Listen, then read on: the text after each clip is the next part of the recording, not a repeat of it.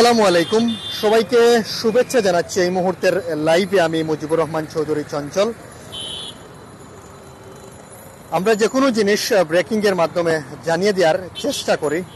দেশে এবং প্রবাসে অবস্থানরত অনেকেই রয়েছেন, সেজন্যই আমরা এই মুহূর্তে একটি ব্রেকিং নিউজ নিয়ে এসেছি। নাশকতা মামলায় বিএনপির যুগ্ম মহাসচিব রুহুল কবির রিজভীর বিরুদ্ধে গ্রেফতারি পরোয়ানা জারি করেছে মহামান্য আদালত। এবং অপরদিকে আগামীকাল 6 ও 7 ডিসেম্বর অবরোধ এবং 10 ডিসেম্বর মানববন্ধনের ডাক দিয়েছে বিএনপি। দ্বাদশ জাতীয় সংসদ নির্বাচনের তফসিল বাতিল, খালেদা জিয়া সহ বিরোধী নেতাকর্মীদের মুক্তি এবং সরকার পতনের এক দফা দাবি বাস্তবায়নের লক্ষ্যে এই কর্মসূচি। ধন্যবাদ। অনেকেই আমাদের সঙ্গে এই মুহূর্তে রয়েছেন। দ্বাদশ জাতীয় সংসদ নির্বাচনের তফসিল বাতিল, খালেদা জিয়া সহ বিরোধী দলীয় নেতাকর্মীদের মুক্তি এবং সরকার পতনের এক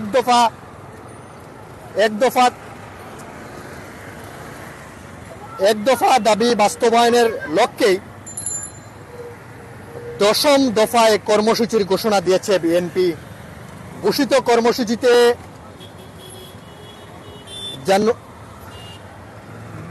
কর্মসূচি অনুযায়ী বুধ ও বৃহস্পতিবার 6 ও 7 ডিসেম্বর সারা দেশে টানা 48 ঘন্টা সর্বাত্মক অবরোধের ডাক দিয়েছে দলটি। একই সঙ্গে আগামী রবিবার 10 ডিসেম্বর আন্তর্জাতিক মানবাধিকার দিবস উপলক্ষে ঢাকা সহ সারা দেশে জেলা সদরে মানববন্ধনের কর্মসূচি দিয়েছে বিএনপি। সোমবার 4 ডিসেম্বর বিকেলে বিএনপির জ্যেষ্ঠ যুগ্ম মহাসচিব রুহুল কবির রিজভী ভার্চুয়ালি সংবাদ সম্মেলনে এই কর্মসূচি ঘোষণা দিয়েছেন। আমরা এই মুহূর্তে রয়েছি সিলেটের যে রিকাই বাজার যে পয়েন্ট রয়েছে, সেই রিকাই বাজার পয়েন্ট থেকে আমরা সরাসরি সংযুক্ত রয়েছি এবং নাশকতা মামলায় রিজভীর বিরুদ্ধে গ্রেফতারি পরোয়ানা দায়ের করা হয়েছে সেই নিউজটিও কিন্তু জানিয়ে দিতে চাই। রাজধানীর মোহাম্মদপুর থানায় দায়ের করা নাশকতা মামলায় বিএনপির সিনিয়র যুগ্ম মহাসচিব রুহুল কবির রিজভী, ঢাকা মহানগর উত্তর বিএনপির আহ্বায়ক আমানুল্লাহ আমান সহ দলটির 45 জনের বিরুদ্ধে অভিযোগ গঠন করেছে আদালত। এর মাধ্যমে এ মামলার আনুষ্ঠানিক বিচার শুরু হলো।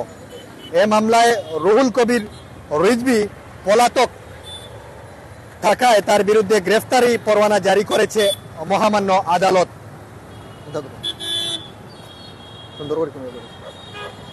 মামলার উল্লেখযোগ্য আসামিরা হলেন বিএনপির নেতা বরকত উল্লাহ বুলু, রুহুল কুদ্দুস তালুকদার দুলুজ, সাইফুল আলম নীরব ও ইসহাক সরকার। সোমবার ঢাকার অতিরিক্ত চিফ মেট্রোপলিটন ম্যাজিস্ট্রেট তোফাজ্জল হোসেনের আদালত অভিযোগ গঠনে এই আদেশ দেন। একই সঙ্গে আগামী 4 জানুয়ারির সাক্ষ্য গ্রহণের দিন ধার্য করেছে মহামান্য আদালত। মামলায় অভিযোগ থেকে জানা যায় 2015 সালের 17 জানুয়ারি রাতে মোহাম্মদপুর থানার বেড়িবাঁধ এলাকায় যাত্রীবাহী বাসে পেট্রোল বোমা নিক্ষেপ করা হয়। এতে 6 থেকে 7 জন যাত্রী দগ্ধ হন। পরে তাদের ঢাকা মেডিকেল কলেজ হাসপাতালের বার্ড ইউনিটে চিকিৎসা নেন। এ ঘটনায় মোহাম্মদপুর থানার উপপরিদর্শক পরের দিন মামলাটি করেছেন। মামলায় তদন্ত করে একই থানার উপপরিদর্শক কমল কৃষ্ণ সাহা 2016 সালের 23 অগাস্ট 45 জন এর বিরুদ্ধে আদালতে অভিযোগপত্র দাখিল করেছেন।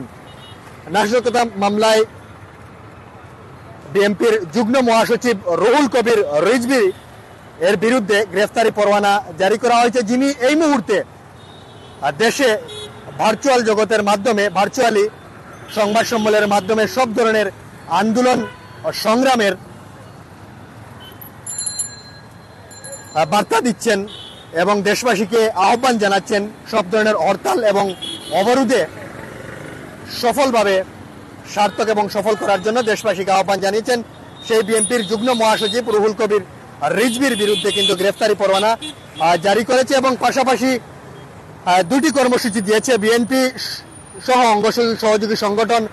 আগামীকাল 6 ও 7 ডিসেম্বর অবরোধ এবং 10 ডিসেম্বর মানববন্ধনের ডাক দিয়েছে বিএনপি সারা দেশে। দ্বাদশ জাতীয় সংসদ নির্বাচনে তফসিল বাতিল, খালেদা জিয়া সহ বিরোধী দলীয় নেতাকর্মীদের মুক্তি ও সরকার পতনের এক দফা দাবিতে টানা দশম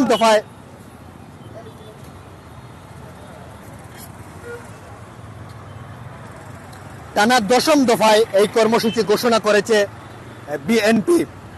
ঘোষিত কর্মসূচি অনুযায়ী বুধ ও বৃহস্পতিবার আগামীকাল 6 ও 7 ডিসেম্বর বুধ ও বৃহস্পতিবার সারা দেশে 48 ঘন্টা সর্বাত্মক অবরোধের ডাক দিয়েছে বাংলাদেশ জাতীয়তাবাদী দল বিএনপি।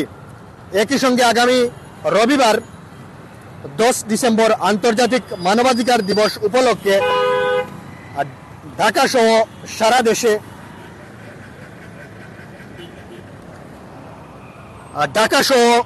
সারা দেশে জেলা সদরে মানববন্ধনের কর্মসূচি পালনের নির্দেশ দিয়েছে বাংলাদেশ জাতীয়তাবাদী দল বিএনপি। আমরা এই মুহূর্তে ব্রেকিং নিউজটি আমরা জানিয়ে দিচ্ছিলাম আপনাদেরকে সরাসরি লাইভের মাধ্যমে। ধন্যবাদ হৃদয় দাস আমাদের সঙ্গে রয়েছেন। শুভ সকাল চঞ্চল ভাই, ধন্যবাদ।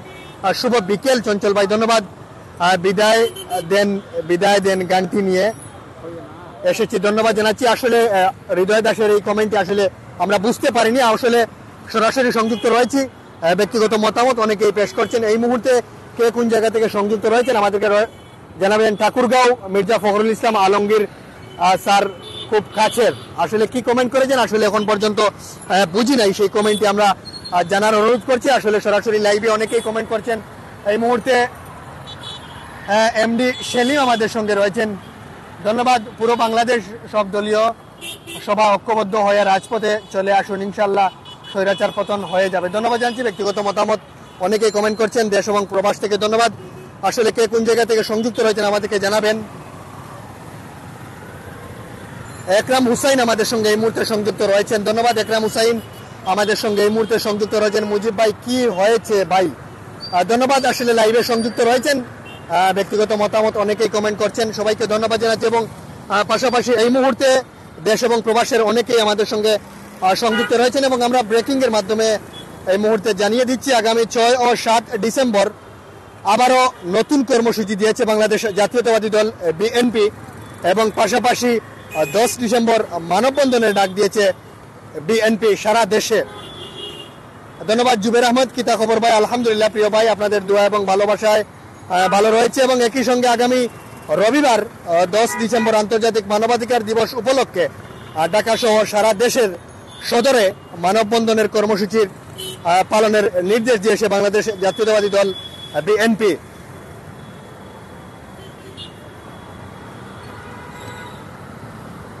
ধন্যবাদ জানাচ্ছি। অনেকেই আমাদের সঙ্গে এই মুহূর্তে সংযুক্ত রয়েছেন এবং পাশাপাশি রুহুল কবির রিজভির বিরুদ্ধে কিন্তু গ্রেফতারি পরোয়ানা জারি করেছে মহামান্য আদালত। রাজধানীর মোহাম্মদপুর থানায় দায়ের করা নাশকতা মামলায় বিএনপির সিনিয়র যুগ্ম মহাসচিব রুহুল কবির রিজভি, ঢাকা মহানগর উত্তর বিএনপির আহ্বায়ক আমানুল্লাহ আমান সহ দলটির 45 জন নেতৃবৃন্দের বিরুদ্ধে অভিযোগ গঠন করেছে আদালত। ধন্যবাদ জানাচ্ছি। আমরা অনেকেই সংযুক্ত রয়েছেন। বিন আমিন আমাদের সঙ্গে রয়েছেন,